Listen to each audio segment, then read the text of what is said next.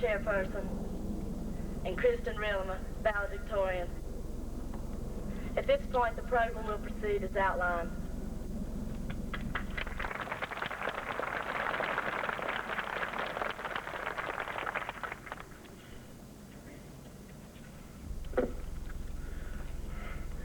Mr. Hunt, administrators, teachers, parents, grandparents, and fellow students, on behalf of the class of 1984, I welcome you to our commencement exercises today. This day, our graduation day, means many things to us. It is a time for thinking of the future, wondering what is next. But it is also a time for looking back, reminiscing, saying goodbye. Today marks the climax of a long journey to adulthood. We've come from many different places around the nation and the world. All of us may have had completely different childhoods. We went to different elementary schools and junior high schools. Some of us may have started at different senior high schools. But we have all ended that journey here in this stadium. We have experienced the same school, faculty, and students for 1 to 3 years. This school and its people have become a part of us, and certainly we have become a part of the school. In 3 years, we have matured. We started as small, timid sophomores. We had no idea what our future would hold. But in the past 3 years, we have taken many important steps to maturity. Most of us have gotten a driver's license and assumed great responsibility in driving a car. We have learned how to handle peer pressure from others, or have decided not to handle it at all. We have learned that our decisions grow more important with age. We have explored future plans, and most of us now have decided what those plans will be. But perhaps the most important thing that we have learned is that we must now control our own destiny. No one else can do it for us. Over the years, we've made many friends. Friends have become very important parts of our lives. In times of depression, friends are usually who we go to first. From these friendships, we've learned to give and take advice.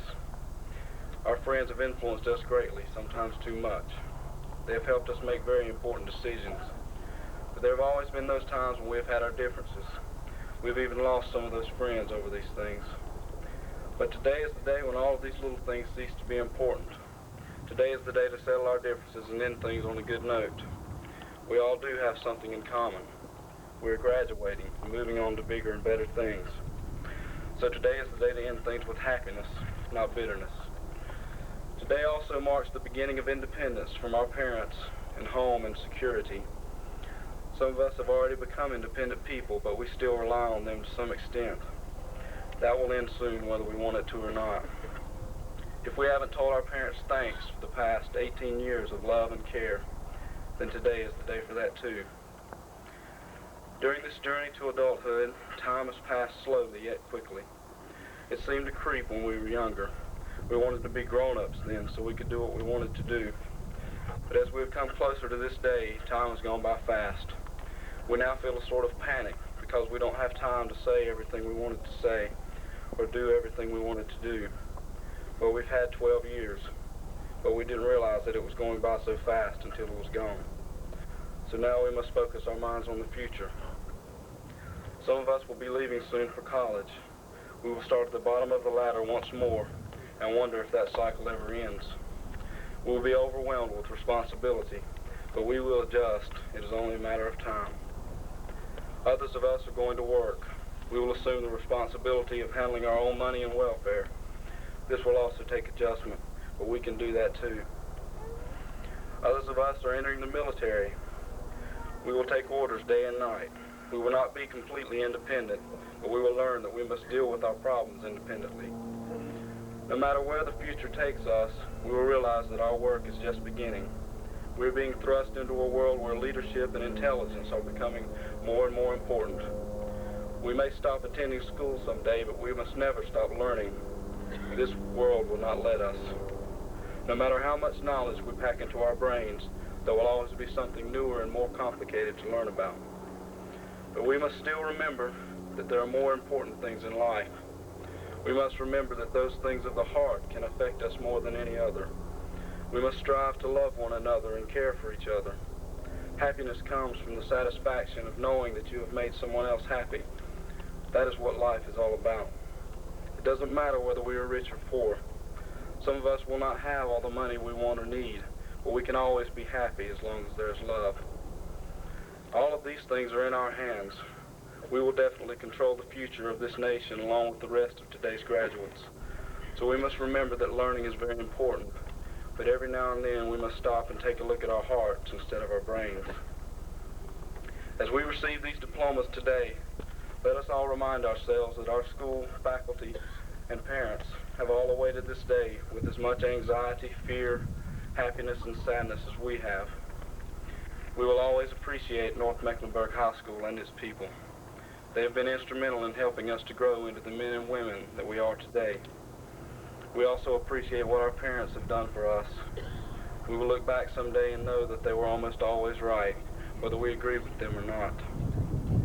Fellow seniors, we have the power to make them appreciate us also, and make them proud that they did play a part in our upbringing.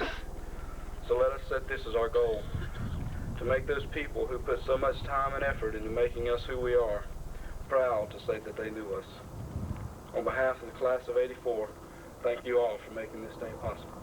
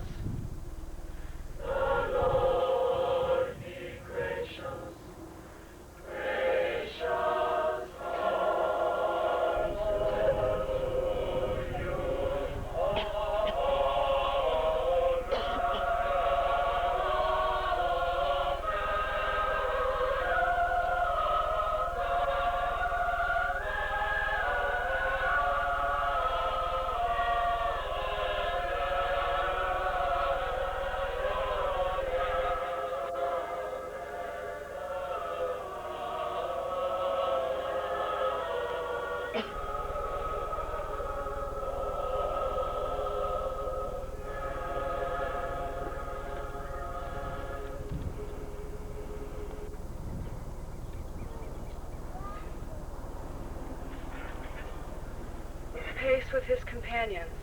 Perhaps it is because he hears a different drummer. Let him step to the music which he hears, however measured or far away. Henry David Thoreau offers his sentiments on an archetypal absorption of man. Throughout history, each man has been plagued with the struggle to discover self-identity, and each of us, during the past years, has wrestled within, hoping to realize his own individuality. This process of internal questioning has been muddied and shrouded by a complicated society, a society of surrealistic pressures and expectations. E.E. Cummings said that the hardest battle is, quote, to be nobody but yourself in a world which is doing its best night and day to make you everyone else, unquote. The world attempts to mold us in contradictory fashion. The media promotes promiscuity. Advertisements are saturated with sexual illusions and stereotypes. Material messages bombard us. It is necessary to wear Calvin Kleins for instantaneous popularity and sex appeal. The media has convinced us that materialism and sexualism are supreme assets that all must acquire for true happiness in life. The institution of the church, on the other hand, paradoxically stresses high moral standards, and therefore the media and the church stand opposed. Charity combats acquisition. Chastity opposes soap opera adultery. All 10 commandments are ignored frequently on television. Our educational institution sublimates intellectual growth and responsibility. For 12 years, we have worked to meet deadlines, to learn, to make it. But high school society dictates conformity, agreement with a social norm. We have all wished to belong, to be liked, and often have sacrificed our ideals and convictions in order to receive social accolades. We are left feeling hypocritical, uncertain, insecure. So the questioning process continues as we are torn in varied directions. But today, our bonds to public education are cut, and a world of opportunity awaits. The time has arrived for us to look beyond and reflect, rather than dwell on internal strife. New experiences will teach us where our learning does not stop today. But before we step on this new frontier, it is important that we recognize for ourselves, individually, those standards and principles that we alone choose to uphold. The decisions must be conscious ones, and we must dig deeply within to discover those ideals which we find worthy. This decision-making process must be conducted alone, for merely adopting another's mores will never suffice. Thoreau says, let him step to the music that he hears, however measured or far away. We each need to hear our individual drummer and discover the music that he plays. But while making these determinations, it is imperative that we honor our societal bounds, for community and anarchy cannot coexist. Deviate within the limits, the confines of society allow vast opportunity for that deviation. That opportunity to step to that individual syncopation is infinite and unparalleled today, even more so than any previous generation. Martin Luther King moved to the palpitating sound that led him to pioneer the civil rights movement and make available the freedom of self-determination. Women's rights have escalated professionally and socially. This traditional breakdown is responsible for the greater and more diversified self-fulfillment that everyone enjoys today. Robert Frost said, "Unite your advocation and your vocation." In the struggle to follow this key to self-fulfillment and happiness, we have created a world of diversification and acceptance of that dissimilarity. Hence, our society has become a menage of interest and stimulation. As we discover our place, we should be reminded that each vocation is equally important to our society. This society depends upon that diversification. Whether one chooses to become a nuclear physicist, a medical researcher, a farmer, a textile worker, or a homemaker, each profession is vital to the imagination of society. As we step upon this frontier, and as we step to the music which we hear, problems will arise and mistakes will be made. Yet ultimately we will become strong and assured with ourselves and with our individuality. And today, we step upon the threshold.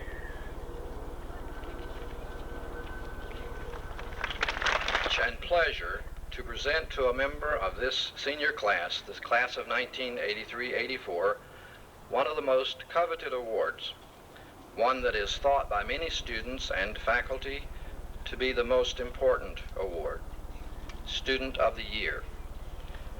The person receiving this award is a person of the highest character, one who has excelled in each endeavor, one who is a leader, but is also willing to be led, one who searches for knowledge and understanding, yet is willing to stop and help that individual who is having difficulty understanding. A person who excels in sports and balances that with a love for and performance in the arts. One who loves God and holds all that he created dear to him. A person who rises to meet each challenge with renewed strength and determination. One who is always lifting others with an infectious smile and words of praise. Khalil Gibran has said, "Now I realize that the trees blossom in spring and bear fruit in summer without seeking praise." This student bears good fruit without seeking praise or recognition. Completion follows as surely as the task begun. Some of the many activities and honors of this student during the 1983-84 school year are a member of the French Club, president of his homeroom, chief marshal, president of the National Honor Society, a member of Who's Who, a member of the Society of Distinguished American High School Students, member of the tennis team, member of the marching band, a member of the Blue Notes, Harvard Book Award recipient, highest scorer at North on the National Math Exam, member of Boys State, math tutor, member of the All-State Band, received an appointment to West Point, ranked number 2 in his class. This young man has brought pride to his parents and family. His teachers say of him, he has conducted himself in an exemplary manner at all times, is conscientious and hardworking. He is an all-around outstanding student. Henri Frederick Amiel has said, "It is not what he has, nor even what he does, which directly expresses the worth of a man, but what he is." It has been my distinct privilege to have this young man in class each of his 3 years at North, and it gives me great pleasure to present the Student of the Year Award to Mr. Arthur Beard McAulay.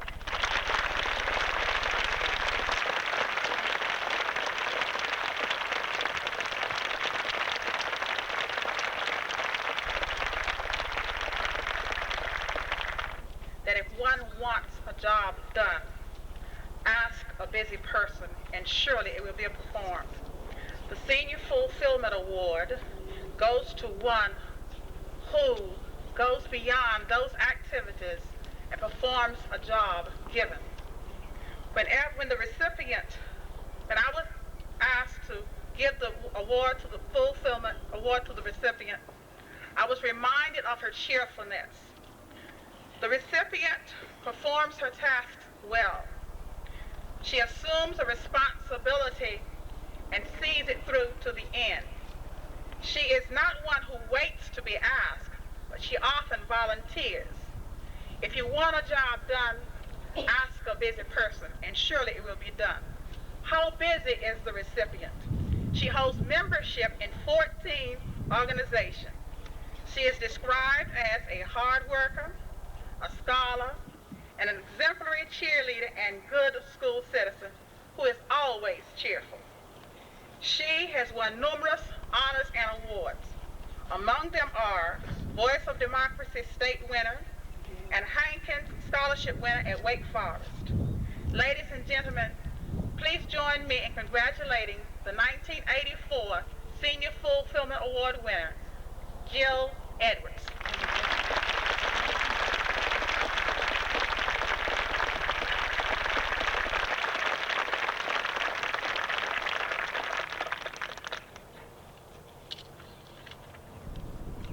Principal Hunt, Associate Administrators, members of the faculty, members of the graduating class, platform associates, parents, and friends.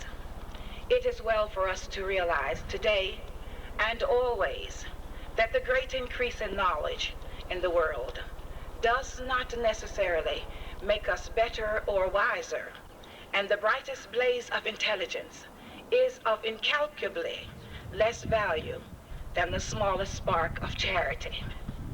Indeed, the word charity can be juxtaposed with the name of the recipient of this award. He is the kind of person who is kind to his fellow students and to his teachers. He shows concern for those who are oppressed. He believes that the human mind is our fundamental resource, and he perseveres each day to be a true Viking. He came to us from Holland, and from the time he entered the doors of North Mecklenburg, he was a contributing member of our school's family.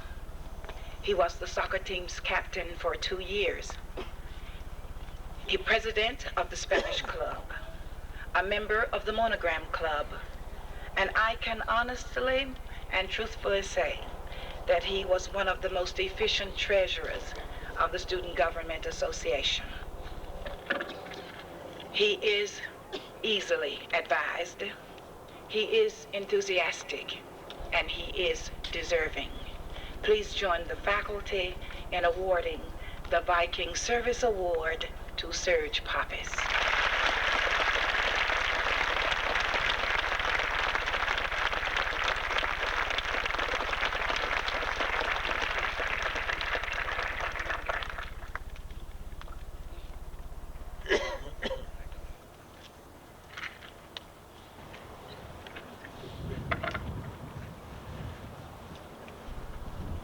Each year, the Charlotte Salutatorian Club honors the outstanding citizen in each of the high schools.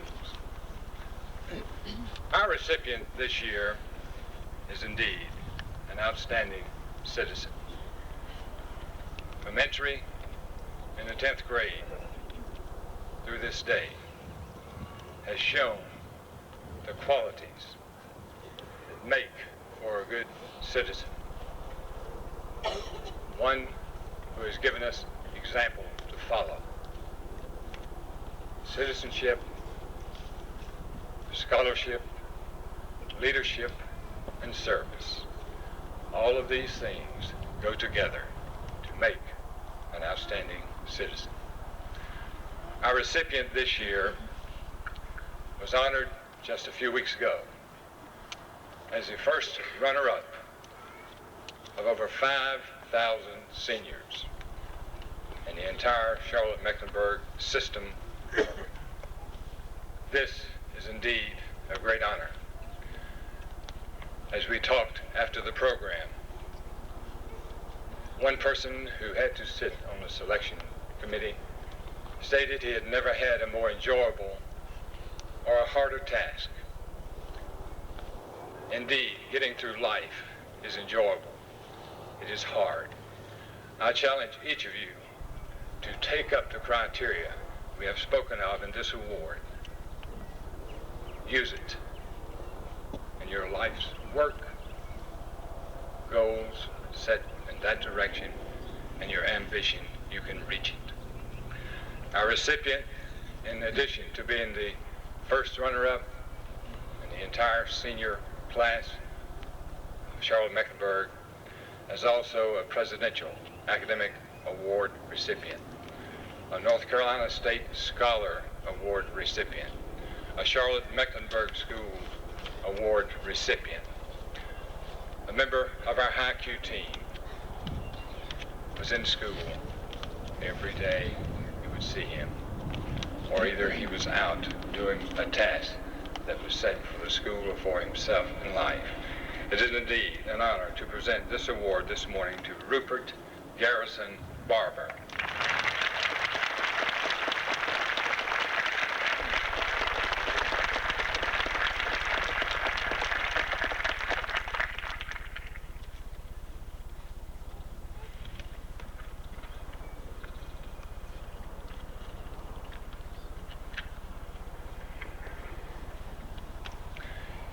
In a competitive society in which we live, it is indeed an honor to be first. It is hard to be first. The efforts, the work, the undertakings, you have to be self-disciplined in order to do this. The valedictorian of this class of almost 400 has worked hard. You know she has worked hard. Her parents, friends, it's not easy. And again, you can put all of the attributes together, and it comes up with a person who is willing to sacrifice to get a job done. In our class rank index, it's hard to get over 5, but this person, our valedictorian for this year, has a class rank index of 5.19. 5.19. It is indeed a challenge to our sophomores and to our juniors and to our young friends in our audience this morning to reach. Do the best you can do. Strive. Kristin Joe Rillema, it is indeed an honor to recognize you as our valedictorian.